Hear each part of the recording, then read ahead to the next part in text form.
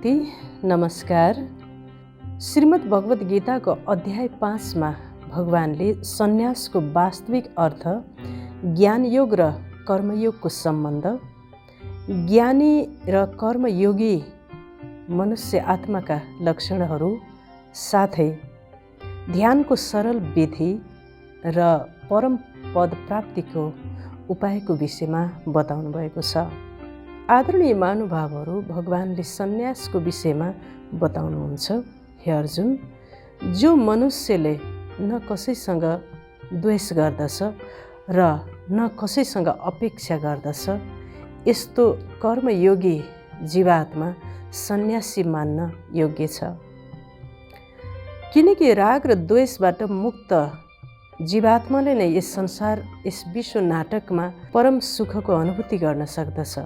वास्तवमा सन्यास उच्चतम मानसिक अवस्थाको नाम हो, जो साधकले कुनै पनि स्थानमा कर्म गर्दा न कसैसँग द्वेष राख्दछ, न कसैसँग ईर्ष्या भावना राख्दछ। अपेक्षा रहित यस्तो साधक नै सन्यासी हो। सन्यास भनेको उच्च मानसिक अवस्थाको नाम हो। वास्तवमा संसारबाट अप्रभावित र अलगाव अवस्थाको नाम नै सन्यास हो। आदरणीय महानुभावहरू, सन्यास सम र न्यास दुई शब्द मिलेर बनेको हुन्छ। समको अर्थ हुन्छ सम्यक र न्यासको अर्थ हुन्छ त्याग। जो साधकले समस्त कर्महरू गर्दा कर्तापनको भानलाई त्याग गरेको छ, त्यो नै वास्तवमा सन्यास हो। कर्म गर्दा ममता रहित, अहङ्कार भाव रहित भएर कर्म गर्दछ भने यस्तो कर्मयोगीलाई नै वास्तविक सन्यासी भनिन्छ। श्रीमद् भगवत गीताको 4औं र 5औं अध्यायमा साङ्ख्य योगलाई नै वास्तवमा सन्यास भनिएको छ। भगवानले श्रीमद् भगवत गीताको विभिन्न अध्यायहरूमा सन्यासको भिन्दै परिभाषा दिनुभएको छ। भगवानले ज्ञान योग र कर्मयोगको सम्बन्धको विषयमा बताउनु भएको छ। जो साधकले ज्ञान योग र कर्मयोगलाई फलरूपमा एकै देख्दछ, वास्तवमा उनै यथार्थ हो र उनै सत्य हो। मूर्खहरूले ज्ञान योग र कर्मयोगलाई अलग अलग भन्ने ठान्दछन्। वास्तवमा कर्मयोग बिना सन्यास सम्भव छैन। कर्मयोगीले नै अहमता र कर्तापनको भानलाई त्याग गरेर ममता रहित भएर जब कर्तव्य कर्म गर्दछ, यस्तो कर्मलाई नै कर्मयोगी भनिन्छ र यस्तो साधकलाई नै वास्तवमा सच्चा सन्यासी भनिन्छ। यस्तो किसिमको कर्मयोगीले सच्चा मानसिक सन्यासलाई धारणा गरिसकेपछि मात्र उसले संसारमा सुखपूर्वक जीवन व्यतीत गर्न सक्दछ र कर्म बन्धनबाट मुक्ति प्राप्त गर्न सक्दछ। ज्ञानयोगी र कर्मयोगी दुवैले परमात्मालाई प्राप्त गर्न सक्दछन्। जो जीवात्माले मन, बुद्धि, संस्कार र इन्द्रिय सहित समस्त कर्ममा कर्तापनको भानलाई त्याग गरेको छ र ऊ वास्तविक कर्मयोगी सन्यासी जान्न योग्य छ। आदरणीय महानुभावहरू, वास्तवमा सन्यास दुई प्रकारको हुन्छ। एक, हदको सन्यास। हदको सन्यासमा घरबारलाई छोडेको मान्नु र जङ्गलमा गएर बस्नुलाई भनिन्छ। यसरी जङ्गलमा गएर हदको वैराग्य प्राप्त गरे तापनि जङ्गलमा गइसकेपछि घरको परिवारजनको स्मृतिको अंश जीवात्माको मनमा आउन सक्दछ। संसारको अंश उसको मनमा आउन सक्दछ। दोस्रो नम्बरमा बेहदको सन्यास। यस्तो बेहदको सन्यासमा घरमै रहेर पनि सम्पूर्ण कर्तव्य कर्म गर्दा गर्दै पनि जब साधकमा कर्तापनको अभिमान समाप्त भएको हुन्छ, यस्तो सन्यासलाई बेहदको सन्यास भनिन्छ। ऊ संसारमा रहेर पनि संसारबाट अलगाव र अप्रभावित भएर कर्म गर्दछ भने यस्तो सन्यासलाई बेहदको सन्यास भनिन्छ। ज्योतिरूप परमात्माले भन्नुहुन्छ, कर्म गरेर पनि बेहदको सन्यास सम्भव छ। आदरणीय महानुभावहरू, परमात्माको प्यार दुनियाँको सम्पूर्ण पदार्थ र आकर्षण भन्दा धेरै शक्तिशाली छ। जब जीवात्माले भगवानलाई याद गर्दछ तब परमात्माबाट यस्तो दिव्य शक्ति प्राप्त हुन्छ जसबाट संसारको वस्तु व्यक्ति पदार्थबाट सजिलै ऊ आत्मा अलगाव र अप्रभावित रहन सक्ने शक्ति प्राप्त हुन्छ र उसले बेहदको वैराग्यलाई धारणा गरेर यस विश्व नाटकमा सुखपूर्ण र बन्धनबाट मुक्त भएर जीवन व्यतीत गर्न सक्दछ। यसरी साधकले जीवनमा अतीन्द्रिय सुखको अनुभूति गर्दै यस संसारमा कर्तव्य कर्म गरेर पनि बेहदको वैराग्यलाई प्राप्त गर्न सक्दछ। ज्योतिरूप निराकार भगवानले यस अध्यायमा ध्यानको सरल विधि बताउनु भएको छ। जब यस संसारमा दसैँ दिशा अन्धकार छाउँदछ, त्राहिमामको अवस्था हुन्छ र मानवको मनमा असीमित इच्छाहरूको जन्म हुन्छ र प्रतिपल मानव आत्माले असन्तुष्टताको अनुभूति गरिरहेको हुन्छ। यस्तो बेलामा मानव मनलाई सहारा दिन र यी समस्त दुर्गुणहरू विषय विकारहरूलाई समूल नष्ट गराएर सच्चा स्वतन्त्रता र खुसी दिनको लागि परमात्माको अवतरण हुन्छ। आदरणीय महानुभावहरू, योग नै यस्तो साधना हो जसले यी इच्छाहरू, असन्तुष्टि जस्ता विकारहरूलाई समूल नष्ट गर्न सक्दछ। जसरी सूर्यको किरणलाई लेन्समा फोकस गर्दा त्यो किरण यति शक्तिशाली हुन्छ जसले त्यो शक्तिको किरणले कागजलाई जलाउन सक्दछ, त्यसबाट अग्निशक्ति पैदा हुन्छ। त्यस्तै प्रकारले जब ज्योतिरूप परमात्माको दिव्य किरण हाम्रो आत्मामा हामीले फोकस गर्दछौँ, त्यसबाट असीम शक्तिमा परिवर्तन भएर हाम्रा समस्त पापका समूहहरूलाई नष्ट गर्दछ। यसरी जीवात्माले बेहदको वैराग्यलाई प्राप्त गर्नको लागि ध्यान गर्नु अत्यन्त आवश्यक छ। भगवानले यस अध्यायमा ध्यानको सरल विधि बताउँदै भन्नुहुन्छ, बाहिरको विषयलाई चिन्तन नगरी आफ्नो ध्यानलाई अथवा मन र बुद्धिलाई भ्रिकुटीमा अथवा मस्तिष्कमा एकाग्र गरेर नासिकामा विचरण गर्ने प्राणवायुलाई सम गर्दै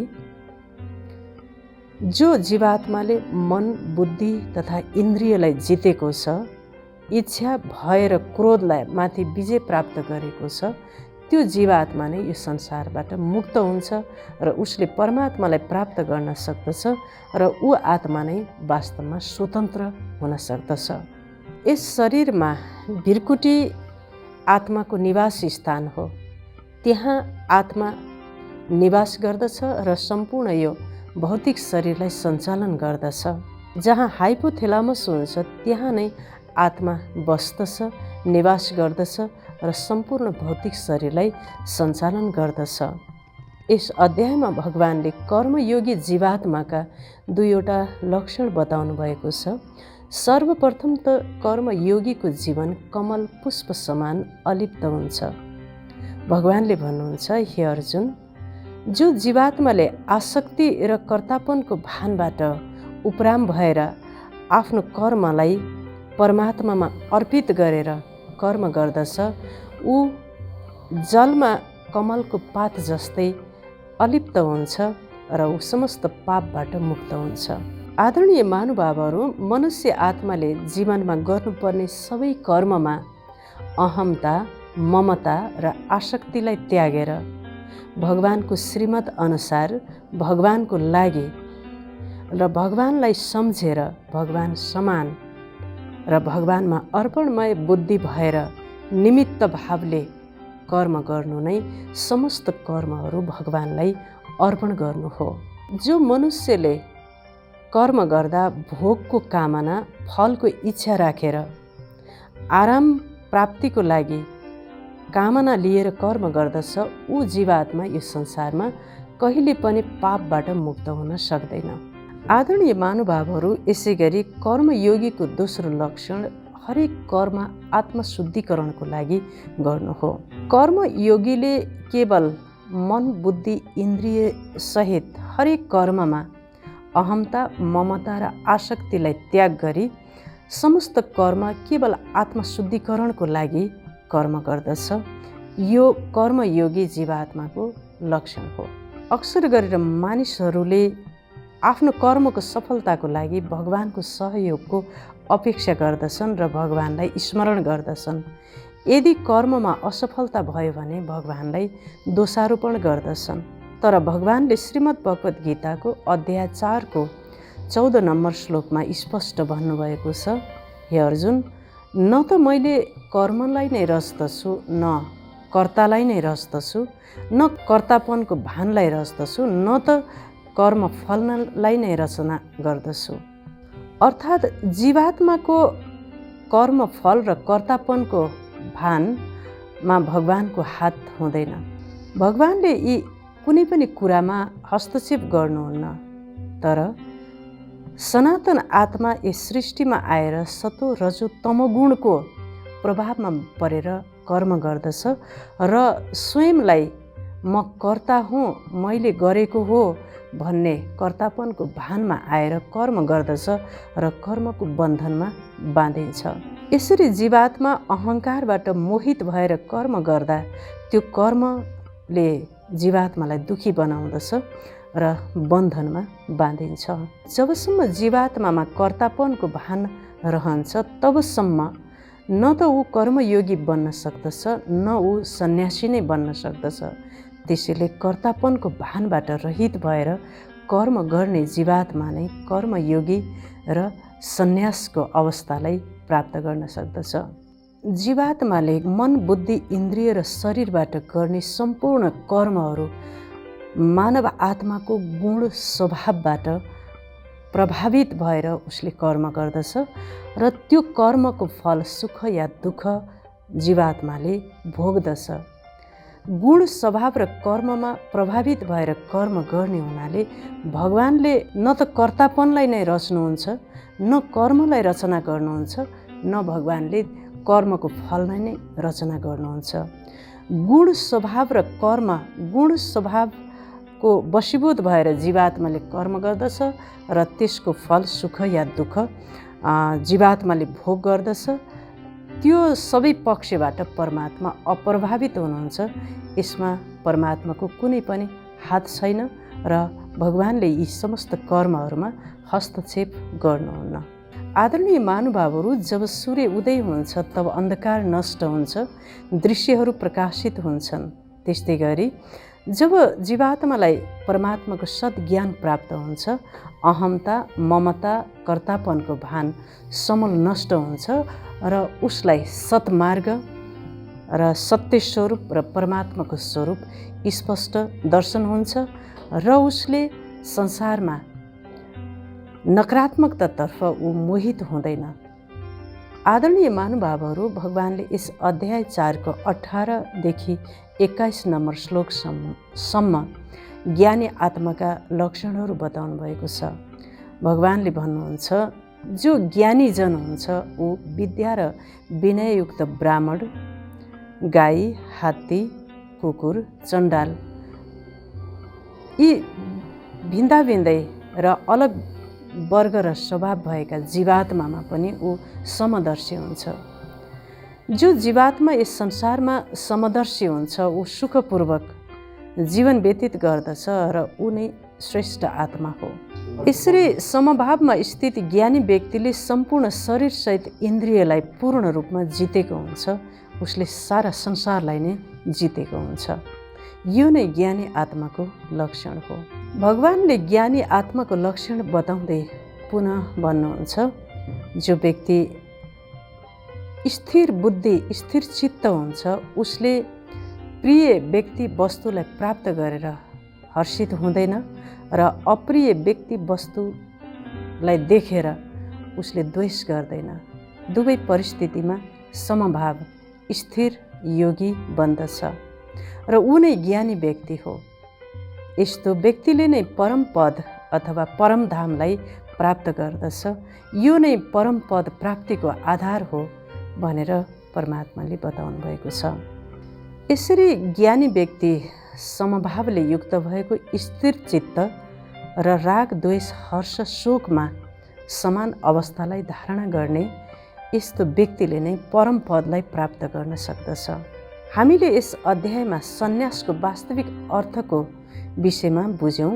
हामीले अहिलेसम्म गेरु वस्त्र लगाउने, घरबार त्याग गर्ने, जङ्गलमा बसोबास गर्ने अथवा सेतो वस्त्र लगाउने व्यक्तिलाई सन्यासी भनेर सोच्दथ्यौँ।